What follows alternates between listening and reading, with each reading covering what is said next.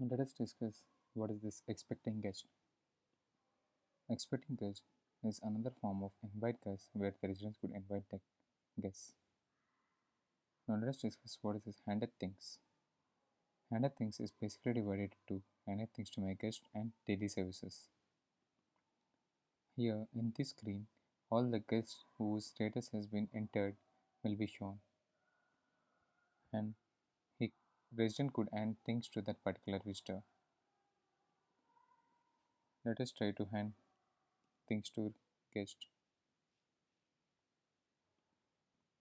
Now let's click on notificate.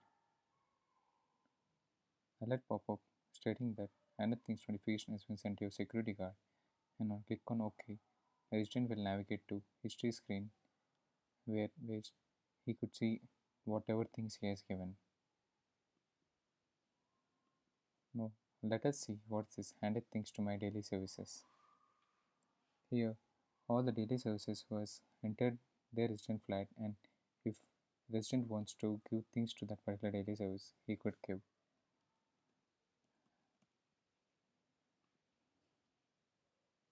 And let us click on notify gate.